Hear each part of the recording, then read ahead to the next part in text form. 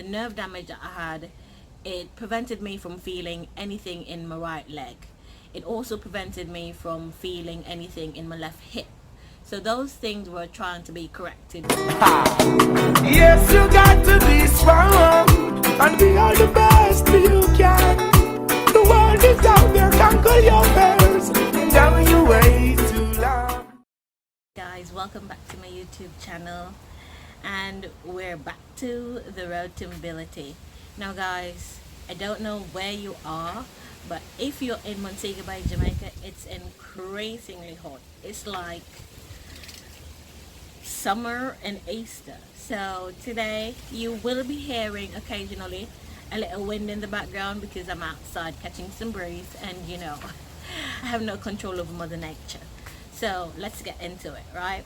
So about 2 videos ago, you would have seen part 1 of 4 of my physiotherapy, and we're naming it the road to mobility. I mean, the entire journey is the road to recovery, but that specific area, we're hashtagging it road to mobility.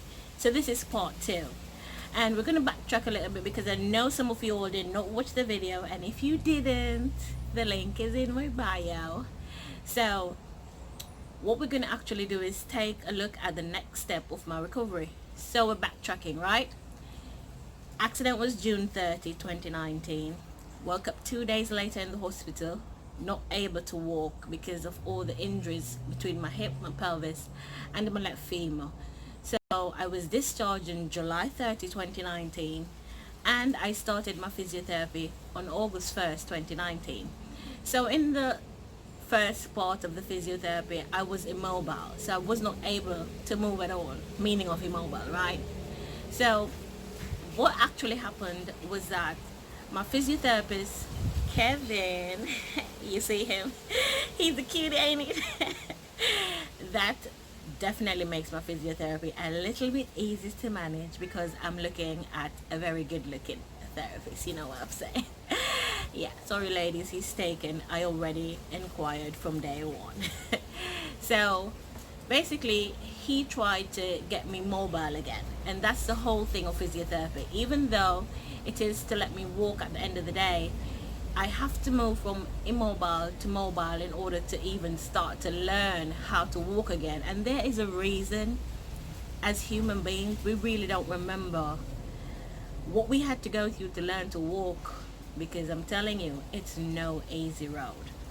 So we started physiotherapy on the 1st of August, and what I started with was bed exercises. And what these bed exercises actually helped me to do is to tell my brain that, hey, even though we haven't walked for an entire month and we won't be able to walk for a while, we still need to keep the muscles active, and we still need to tell the brain that, hey, they're still here, they still work, and whatever signal that we send to you, you need to move. What happened was my exercises included tens, and tens was where you lift your foot this way for 10, sideways for 10, then I'd basically go on my back and my belly for 10, and that would actually help the muscles in my leg and in my hip, because I can tell you guys, even with all the metal, I have nerve damage because of the accident and because of the surgery. And my biggest nerve damage, of course, is the nerve that they had to move in order to fix my hip, my sexual nerve. And trust me, the devastation about that nerve and feeling it again is a whole nother video. But I do have I'm sorry, yeah, let's do that again. I do have nerve damage, and the nerve damage that I had, it prevented me from feeling anything in my right leg. It also prevented me from feeling anything in my left hip. So those things were trying to be corrected with these bed exercises. On top of all of that, remember I told you that my entire right shoulder was shattered. So when I did the x-ray, my muscles were so torn, the doctor said it actually looked like shredded cabbage. So I was not able to lift my hand any at all without any pain. On top of that, I had spinal fractures in 3 places. So T2 and T3 is the spinal cords at the top, and what was it again? 7, yes, is nearer to the bottom. So all those were actually fractured. So sitting up, standing up was not my friend at all. most of the time I've been laying on my back since I woke up in the hospital. And even when I was discharged on the 30th of July, I came home, I was on my back. Even rolling side to side was one of the worst pains that I could ever feel. And then I could only roll to one side, which was only the left side, because there's no pins or plates in my left hip. So I could have rolled to the left side, but in rolling it hurt. When I reached on my left side it hurt, and then my right side started to hurt even though there was no pressure.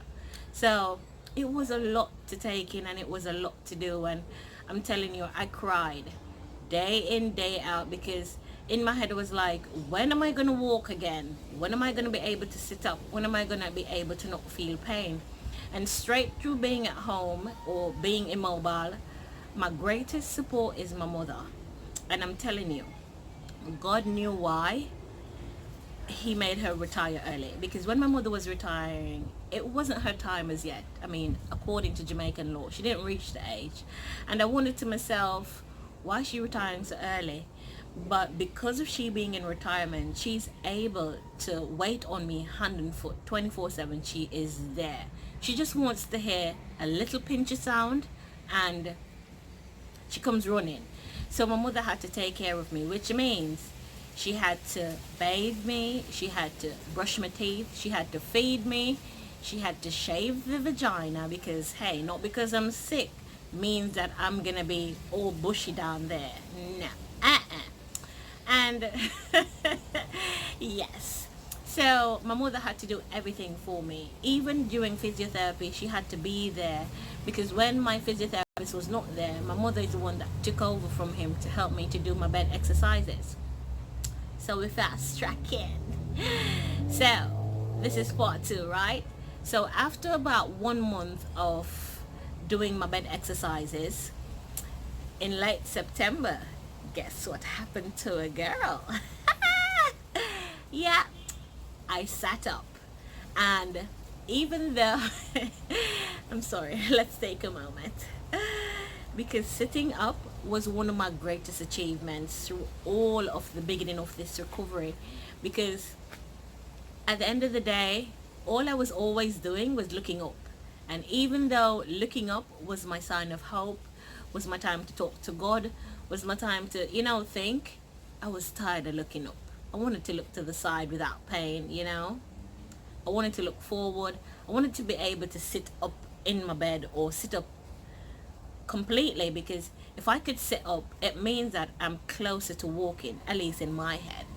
So I did sit up, and after learning to sit up, my physiotherapist moved me from, well, he didn't move me, but what he started to do when I learned to sit up is to build my upper body strength. So what he actually did was give me exercises to build my upper body strength, because I could not put any pressure on my hips. I couldn't put any pressure on my legs, and any movement that I had to do, it had to go through my upper body part and not my lower body, because then if it went through my lower body part, it would mean that I am pressuring the metal, and if the metal broke, no walking for Dina Ray. If I ever fall again, no walking for Dina Ray. If, say for instance, I have a chain link, as I keep telling you guys, and that chain link actually holds my hip and my pelvis in place, if that bursts or that bends, no walking for Dina Ray. So basically, I'm a no walking Dina Ray, because anything that is gonna allow me to fall, or it's gonna allow me to hit my hip or hit my leg, I run the risk of actually not walking for life. So, I was a little bit scared. No, I was a lot scared, because I'm like, okay, so we're learning to walk, and now you're telling me when I'm walking, I have to be super extra careful, because one fall and that's it for walking for life. No. So after moving from the bed exercising and learning to sit up, I actually had to build my upper body strength. So I had elastic bands, and my elastic bands, I'm gonna show you, they actually help me to build my biceps. I'm not a gym junkie, so you know what these are called. Right? Yeah, so I had to build my upper body strength, because then I've learned to sit up, and my next movement was learning to move from my bed to my wheelchair without any assistance. Because, guys, when it was time for me to go to the doctor, my father had to brace himself, lift me up off the bed, brace the chair, slide me over, and then put me in the chair. And then because my hip and my leg wasn't healed, I had to sit on something that elevated the right leg. So it was a whole procedure. But now that I could sit up, I could actually move from my bed to my wheelchair. Well, I had to learn it. And that was pretty successful. I mean, it took some time. The worst part of what happened in my second phase is that when Kevin was doing, because I still had to continue bed exercises, so even though I could sit up, the same exercises that I started with, I still had to do them every day, in addition to what I'm now learning to help me to sit up more. Because by sitting up, the next movement after going from the bed to the wheelchair would have been to use the walker. And a walker meant a girl was on her way more than 50% to walking. Forward to that. So what had happened one day, and this was very unfortunate. So he was doing a bed exercise with me, and then after my physiotherapy, I started to feel a pain in my left knee. And what happened is that, remember in previous video I showed you how the metal bar is actually in my left knee, and that bar is actually secured by 3 pins, 2 in my knee and 2 in my hip. However, after one lovely evening of physiotherapy, after it was finished, I started to feel pain in my left knee, and the pain just wouldn't go anywhere. So if I turned the knee, it felt like the pin was trying to stick through my skin. If I lay flat, it was the same thing. If I tried to move or I tried to, do the exercise that I needed to do, the left leg was not having it. And that was very strange to me, because my left leg was the first surgery that I did when I was in the hospital. And after doing that surgery, within 2 days, the foot was able to move, go up and down, side to side. And I didn't feel any pain at all. I did not feel any pain. It seemed like now was the time that it would start to pain me. So it was a pain that I could not bear any at all. And if Kevin could talk, and eventually he will, he would tell you that I talk to him every day. Any pain that I feel, I called him, because this was new to me. And I know that I'm in the position where I should actually do my research about my injuries, about my recovery. But the internet is a very scary place, and I refuse to go on the internet to psych myself out, because I'm sure I'm gonna hear about the horror stories and I'm gonna see all the good stories. But for some reason, I have a feeling that the horror stories are gonna outdo the good stories. So I didn't put myself in that mood to actually go on the internet and research about my accident, people that have been in my accident, anything at all. I wanted to do this Kevin's way, and based on the treatment that I was getting, Kevin's way have been working. However, my left knee was not working at all. And so what had to happen was that he had to use athletic tape and a very magical spray and continuously put on my left knee, because after the pain got worse and worse, they actually found out that one of the pin in my knee is slipping out. Look. Yeah. So basically, the orthopedic surgeon, he said that he doesn't know why the pin was slipping out. However, just like everything else, I'm an anomaly. He's never seen it slip out before. He's done hundreds of these surgeries. But of course, Dina Ray's body had to give him a little bit of challenge, didn't it? Yes. So my stabilizing pin in my left knee was slipping out, and because according to Kevin, because the pin is going against nerves and the nerves is against the muscle, it would feel like to me on the outside like it's piercing my skin, but it can't go through because it's not a pointed end, it's a flat end. But because of nerves, it literally feels like it's coming out of my skin. So I had that to battle with. However, remember I said that I learned to sit up? This is in September, right? So after learning to sit up, I was determined to walk.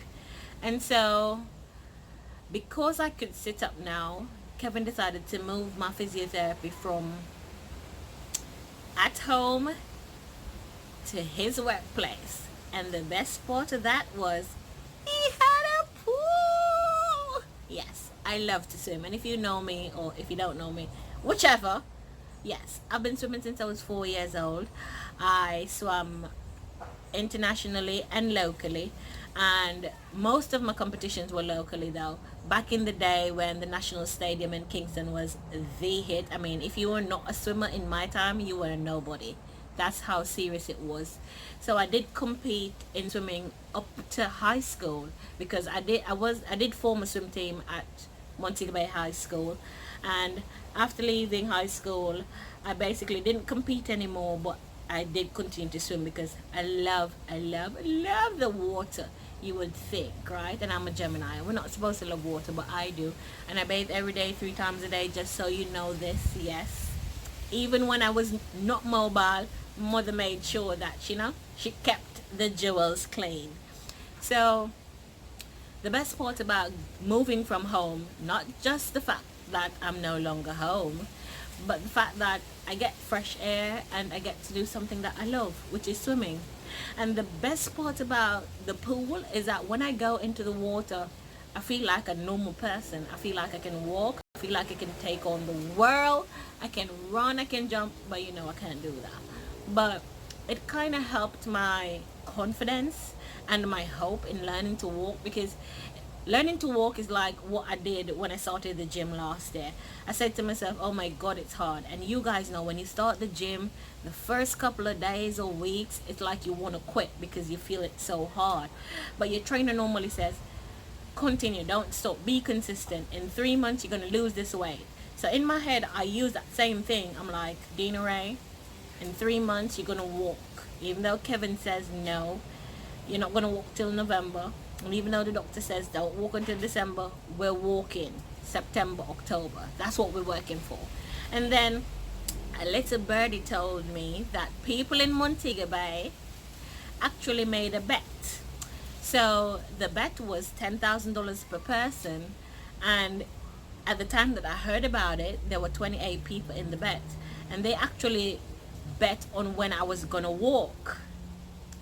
Who these people are, I do not know, but the person that started the bet, I know them. I haven't followed up on the bet, but hey. Yeah, people were out there betting on me like I'm a celebrity. Well, literally, yeah. So they were actually betting on me on when I was gonna walk. So that was a little bit interesting, and I didn't reach out to anybody because I did know some of the persons that actually made bets. Yes, I know you all. Don't think I don't know, I know.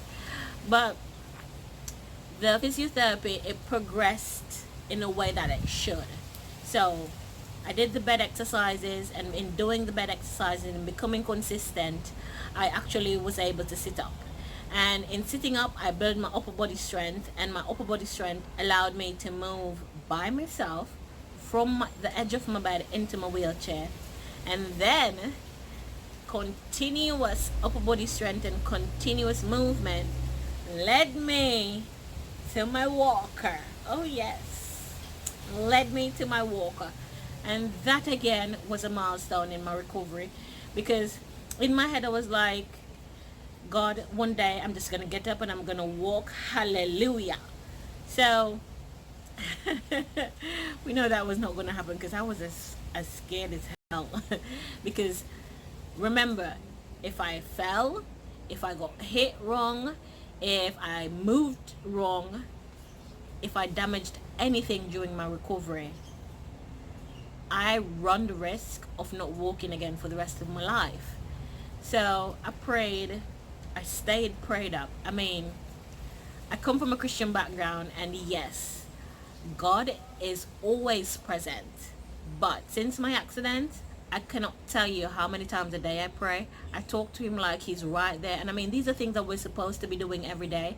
But yes, because I was in an accident and I died and I came back, I look to God more, because at the end of the day, that's where my comfort had to lie. It couldn't lie in my support system, because they basically only know how to support me physically.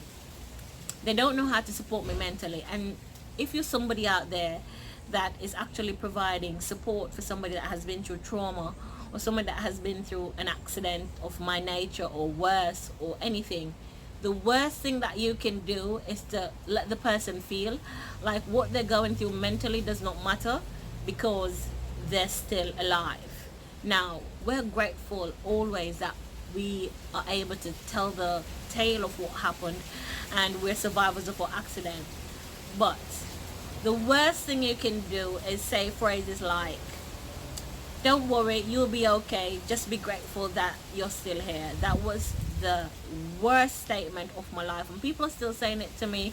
And I mean, I found ways to work through it, but as a recovering accident survivor, you made me feel, well, not you specifically, but you know, you will make somebody feel like their mental state is not important, and that is way more important than the physical one. Because yes, I wanted to walk, and yes, I was dying to walk, and I thought about, how am I gonna find a partner now, who is gonna love me now, how am I gonna have a child, how am I gonna take care of a child, how am I gonna work, all of that, all those things came to my head, despite the fact that I was trying to heal and recover.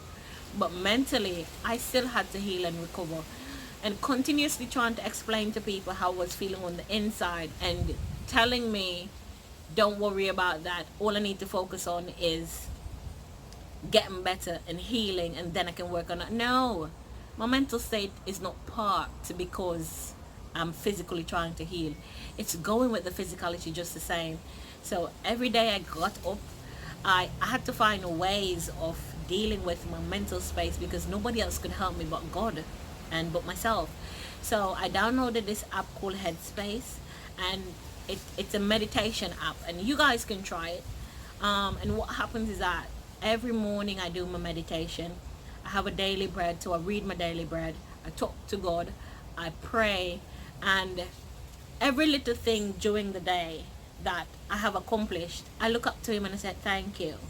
And when I go to bed at night, I cry myself to sleep, but I cry because tears are a language that God understands, and he literally understands them. And so I wasn't afraid to talk to him, and I wasn't afraid to believe more in him, because the faith and the hope that I had to have in God is what is keeping me, is what keeps me positive, is what keeps me going, because nobody else can do it but me. In this part 2 of 4, because remember, at the end of 4, you're gonna see that a girl walks. You're gonna see who might have won the bet. But I literally was ecstatic about myself. And I mean, yes, sometimes I tried to get up, I fell on the bed, of course, not on the floor. And when my parents actually brought me to physiotherapy, I still, had to be in my wheelchair, and I had to learn different things. And one of those things was learning to move from the wheelchair onto the side, going into the water, doing my pool exercises and all of that. So it was a whole nother level of the physiotherapy that I really started to enjoy, because hey, it was good to feel like, or to feel something that was a little bit normal, you know what I'm saying? Instead of all the people I see, or people that are wishing me well, try not to cry when they come to me, doctors, somebody trying to fix me. I got the opportunity to be out in the fresh air. I got the opportunity to, be in the pool, something that I would do on a regular basis. I got to be around different type of people, and you will see how mentally being around different type of people, even when I'm not able to, fully walk, was some of the things that I needed in order to, you know, continue to be the diva. Well, now I've graduated from diva and I'm now the British Bionic babe. But you know, so what you're gonna see is the insight into part 2 of my physiotherapy. I hope you all enjoy, and trust me, everybody keeps saying to me, even my doctors, that I healed pretty quickly, and based on my injuries I'm not supposed to be walking so quickly, I'm not supposed to be sitting up. But hey, I'm no man. I'm determined to walk, and in the shortest possible time, because I've had some male counterparts that have been in an accident like mine, and even worse, and they're taking 8 months to walk. Who was taking 8 months to walk? Oh no. Imagine having my mother shave me for 8 straight months. I wasn't seeing that happening. Lying on my back for 8 months? No. Nah. So I was determined to walk by September, October. My physiotherapist said November, and my doctors claimed December. But we'll see what happens, right? So I did the bed exercises, decided that, hey, I'm gonna move up, and I started to sit up, and then I moved to the outside for physiotherapy. Take a look. Me. Come, go on. That's the biggest when you start. Whoa!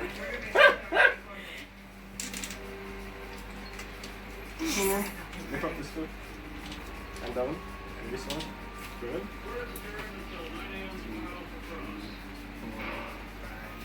2, 4, 5, 6, 7. You still don't hear me counting over there. 9, 10. Sit down. Go. And now you're going to press the other one. Yes, mommy, that one. Which one? The one was stop. Mommy. Yes, my girl. Shadow the walker. You feeling the squat? Yes. Good. On both legs. But I think I'm still doing what you say. The swap the right foot.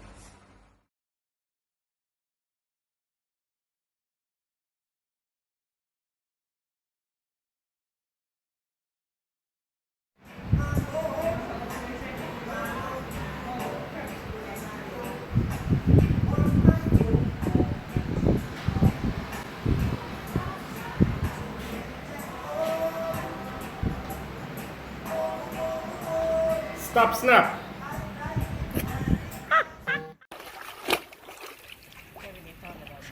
Oh, you just figured that out? How am I to come down? Yeah. So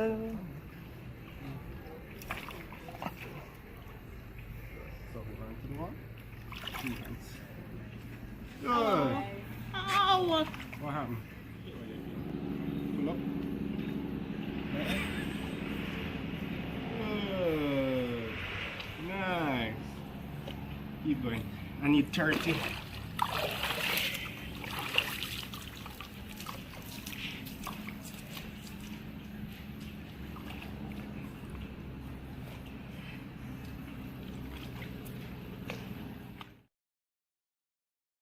So basically what happened is that after my 30 pull-ups, I was basically used to the water, and now I had to push myself in order to mimic walking. So I was supposed to walk from one end of the pool to the next. However, I'm just 5 feet 2 inches and the pool is about 5 feet 5 inches. So I walked to as far as I could, and then I was instructed to walk across and then walk back across.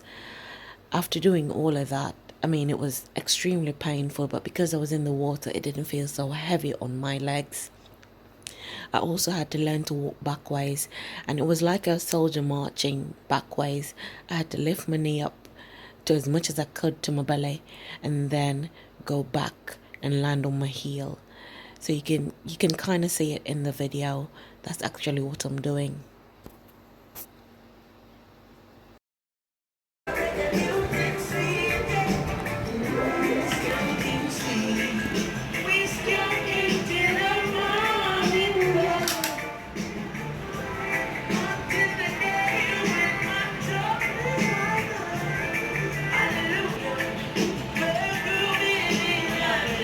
This is on, right?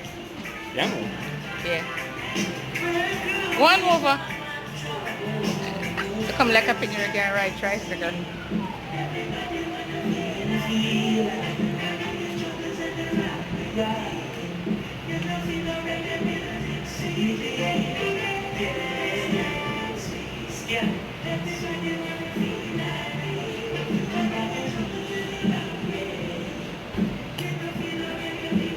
Laughing like it's funny.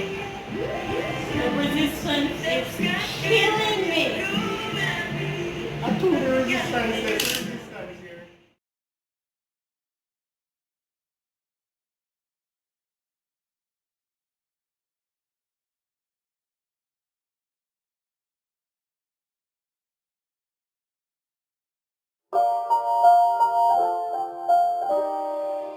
Hold on to your dreams. Yeah, yeah, yeah. Yeah, yeah, yeah, yeah.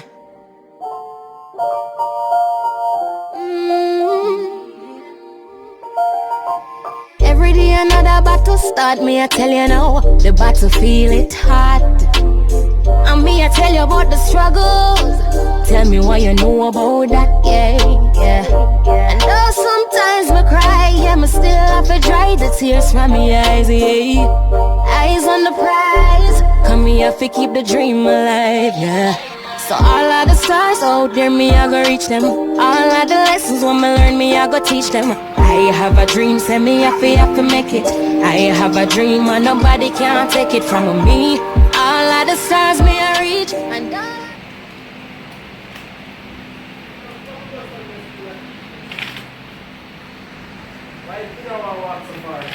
Me don't know.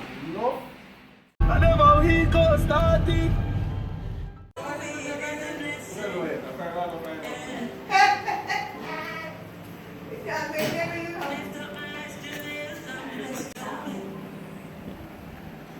That gym is not a call center.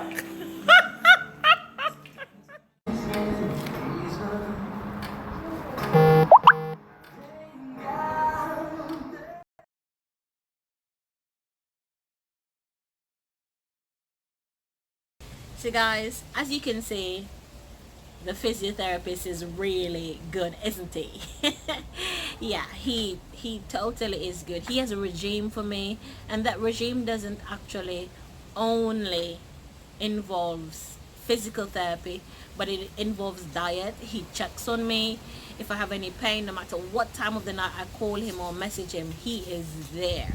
If I say, Kevin, you need to see me in the morning, he's just asking me what time. He is here. He never leaves my side. He never leaves me stranded, and he never leaves me to do anything on my own. Even randomly, you will see he sends me messages, or he calls me and says, this is what you need to try, or he tries to update me on the physical exercises that he's given me, what it's working, where it's working, why it's important. So he's not just doing it for the money. He actually cares about his patients, and I could see that not just on me, but of course when I went to the pool, I had other people with me that he was doing physiotherapy with, and they could also share their stories with me about where they were, how Kevin actually helped them, and what they're looking forward to. And that even made me have even more confidence in him. And as I said, he is a very integral part of me and my new normal, because he's going to be the one responsible, well, in addition to the surgeons, are going to be responsible for allowing me to walk without any assistance. And yes, that's going to take some time. So I'm ready for it. I'm always ready for it. I'm a go-getter. So what's going to stop me from walking, huh? Nothing. So guys, that was part 2 of the physiotherapy journey and the road to mobility. We just have 2 parts left. Just 2 parts, right? Yeah. So I just want to thank you so much for always being here with me. As usual, you know, I had to switch the style up for you a bit. Yes. So remember, like, comment, share, subscribe, and hit the notification bell, because on this journey it's gonna get even more pretty exciting. And you're gonna be amazed, because I'm sure at least every video that I've done, something I've said has amazed you, and I want to continue to keep you amazed, and I don't want you to get bored. So remember, hit the notification bell so you can always know when I drop the good tea. Thank you guys, love you always.